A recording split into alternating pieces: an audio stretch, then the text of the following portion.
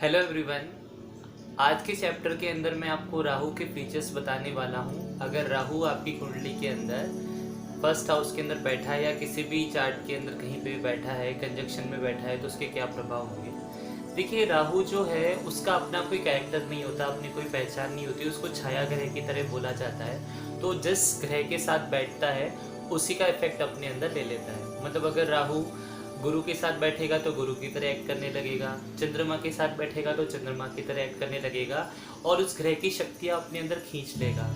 Actually Rahu Ketu जो भी थे, इनका जो भी निर्माण हुआ है वो उस वक्त हुआ था जब समुद्र मंथन हो रहा था और अमृत की खोज में सुर असुर, देवता और राक्षस दोनों वहाँ पे लड़ाई कर रहे थे। तो ऐसे में क्या हुआ, विष्णु भगवान आए, उन्होंने दो रो बना दी, एक में देवता बैठे थे और एक में राक्षस बैठे थे। और उनका डिज़ायर ये था कि इनको राक्षसों को ये जो अमृत है हमें नहीं बांटना, सिर्फ देवताओं को देना है। लेकिन राहु इतना स्मार्ट था, इतना चालाक था, वो जा कर के क्या हो गया देवताओं की रो के अंदर बैठ गया और उसने वो अमृत का पान कर लिया। राइट। अब हुआ क्या, क्रोध में आकर के विष्णु जी ने सुदर्शन चक्र चला दिया, जिससे कि उसका धड़ अलग हो गया। तो जो धड़ अलग होकर के जो पार्ट बचा वो तो केतु था, ठीक है, जिसके पास अपना कोई दिमाग नहीं है। और जो दूसरा पार्ट था दैट इज राहु। तो उसने अमृत पी लिया तो इतना शक्तिशाली हो गया कि अब उसको मार पाना मुश्किल है। तो राहु अगर सूर्य के साथ भी बैठ जाता है तो उसकी भी पावर खींच लेता है। अभी रिसेंटली सूर्य ग्रहण हुआ था, उसका कारण क्या था, राहु था। कि सूर्य और राहु जब साथ में इकट्ठे हो जाएंगे तो सूर्य को भी ग्रहण लग जाता है। चंद्रमा के साथ राहु हो जाएगा तो चंद्रमा को भी ग्रहण हो जाएगा। तो जो लोग मानसिक रूप से कमजोर होते हैं, नकारात्मक कभी स्टेप उठा लेते हैं, उनके भी कारण ये होता है कि चंद्रमा राहु से कहीं ना कहीं पीड़ित होता है। इसके बाद सूर्य के साथ राहु होता है, पिता से संबंध खराब कराता है, अपमान कराता है, या फिर आप इमोरल चीजें करने लगते हैं लाइफ के अंदर। तो राहु इतना बलवान है कि वो सूर्य को भी हरा देता है और सूर्य सबसे शक्तिमान ग्रह होता है। सूर्य के साथ जो ग्रह बैठता है सूर्य उसको जला के खत्म कर देता है, लेकिन राहु है सूर्य को भी खत्म करता है। आप सोचिए कितना पावरफुल होगा। इसलिए कलयुग के अंदर राहु को कलयुग का राजा माना जाता है। ठीक है, तो कलयुग का राजा जो होगा वो कौन होगा, राहु होगा। इसके अलावा अगर आप देखें तो जो फॉरेन ट्रिप्स हम देखते हैं, फॉरेन सेटलमेंट देखते हैं, वो हमारा 8th हाउस और 12th हाउस होता है। राइट। तो 8th हाउस 12th हाउस ज्योतिष के अंदर खराब स्थान माना जाता है। और पहले के ज़माने में, आजकल तो बहुत ट्रेंड लोग they want to go abroad. Right. हर कोई पूछता है कि मेरी विदेश जाना होगा नहीं होगा, क्या मैं कभी विदेश जाऊंगा।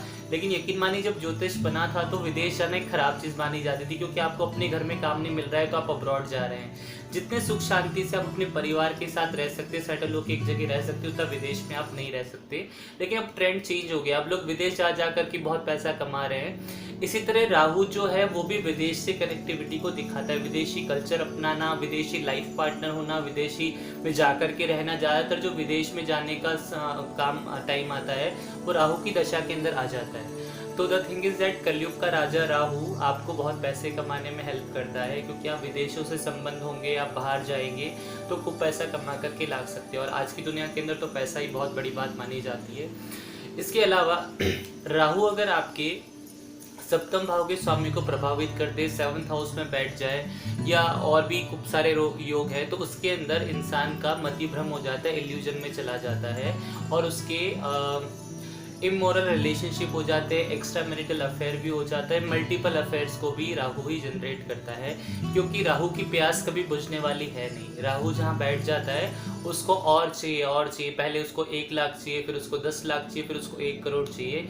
संबंधों के अंदर भी जब 7th हाउस आपका रिलेशनशिप का है, अगर वो राहु से इन्फ्लुएंस हो जाएगा तो इंसान एक पार्टनर के साथ कभी सेटिस्फाई नहीं होगा। और ऐसा नहीं कि शादी के बाद ही, पहले शादी से पहले भी संबंध होंगे, शादी के बाद भी होंगे, और वो कीप ऑन रोटेटिंग। राइट। ऐसा होगा, कैसे कैसे चाल करके वो कुछ ना कुछ करके नए नए उसके संबंध बनेंगे, उसके पास अपॉर्चुनिटी भी अपने आप आती है, उसका कुछ कहना मुश्किल है। लेकिन the thing is that Rahu की दशा दशा के अंदर इल्यूजन क्रिएट होता है। आपको सामने वाला इंसान बहुत अच्छा लगता है, आपको लगता है वाह इसके अंदर तो सारी वो क्वालिटीज है जो मुझे लगती थी। और जैसे जैसे राहु की दशा खत्म होती है आपको पता चलता है कि नहीं, वो तो सिर्फ इल्यूजन था, एक्चुअल में ऐसा नहीं है जैसा वो दिखता है। क्योंकि कलयुग जो है उसके अंदर जो राहु है ऐसे खेल खेलता है मायावी की तरह कि आपको वो सब कुछ अच्छा अच्छा लगता है, बड़ा प्यार लगता है, आप सब कुछ खो करके उसके पास चले जाते हैं।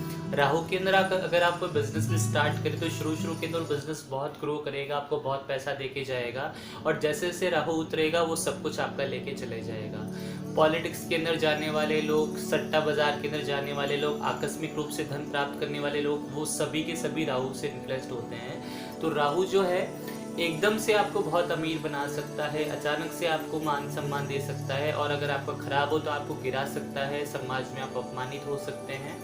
तो the thing is that Rahu की दशा अंतर्दशा में आपको संभल के रहना चाहिए, क्योंकि जितने भी अनैतिक कार्य होते हैं, समाज से हटके होते हैं, समाज को ना मानना, पूजा पाठ छोड़ देना, या फिर अपने मन में जो आ रहा है वही करना, वो सब राहु के ही खेल होते हैं। या फिर आपको लगता है आपको सामने वाला इंसान बहुत पसंद है, बहुत प्यार करे, और वो राहु की दशा चल रही है, तो आपको केयरफुल हो जाना चाहिए, क्योंकि वो इंसान शायद सही नहीं होगा। राहु के अंदर बहुत सारे आपके पास डील्स है कि मेरे पास बहुत सारे लोग आते हैं कि अभी मेरे पास ऐसी अपॉर्चुनिटी है, बिजनेस हो, मैं इसमें बहुत पैसा कमा लूँगा। I said no no, because in Rahu dasha that is an illusion, आपका कुछ नहीं होने वाला। और कई लोग मानते, कई लोग नहीं मानते, फिर बाद में पछताते कि नहीं, आपने सही कहा था, मैंने गलत जगह पैसा फंसा दिया, आपने सही कहा था, मैंने गलत इंसान पे ट्रस्ट कर से उससे प्यार किया, वो मुझे छोड़ के चला गया है। तो राहु के अंदर स्टार्ट किया गया काम उसी में ख़त्म हो जाता है, क्योंकि राहु इल्यूजन क्रिएट करता है।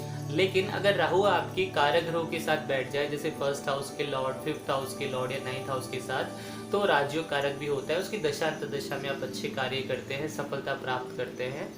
कई ऐसे लोग हैं जिन लोगों ने राहु की दशा की अंतर्दशा के अंदर कीर्तिमान स्थापित किए हैं। तो हमेशा राहु नेगेटिव नहीं होता, लेकिन आपको केयरफुली स्टडी कर लेना चाहिए कि राहु क्या खेल खेल रहा है। राहु से कहीं आपको परेशानी तो नहीं होने वाली, ठीक है। राहु लव मैरिज कराने में भी हेल्प करता है। ज़्यादातर शादियाँ राहु के अंदर होती है, क्योंकि राहु इन सब चीज़ों को मोटिवेट करता है। प्यार मोहब्बत करना, अपने काम को छोड़ कर आप इतने फोकस्ड के अपने काम पे, बिकॉज प्यार के लिए भी आपको वक्त निकालना पड़ेगा, राइट। अगर आप अपने ही काम में उलझे रहेंगे, अगर आप उसके लिए टाइम नहीं दे रहे हैं, तो फिर आप नहीं कर पाएंगे। तो राहु क्या कराता है, शादी के अंदर भी आपकी हेल्प कराता है, क्योंकि राहु को हम ब्याहु भी बोलते हैं। तो जब भी किसी की कुंडली के अंदर सही एज चल रही है और उसमें राहु आता है, तो उसके अंदर रिलेशनशिप बनने की बहुत ज़्यादा चांसेस हो जाते हैं।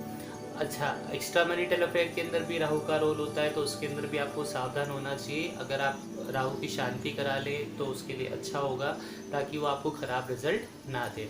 राहु के अंदर आपका अपमान नहीं हो, राहु के अंदर आप किसी कोर्ट कचहरी के अंदर ना फंस जाए, दैट इज़ ऑल्सो इम्पॉर्टेंट। तो राहु के अंदर आप कोई भी कार्य करते हैं तो आप सोच पूछ के कीजिए। इसके अलावा और भी डिटेल में मैं वीडियो बनाऊंगा, जिसके अंदर सारी चीज़ें आपको क्लियर करूँगा। Thank you for watching this video.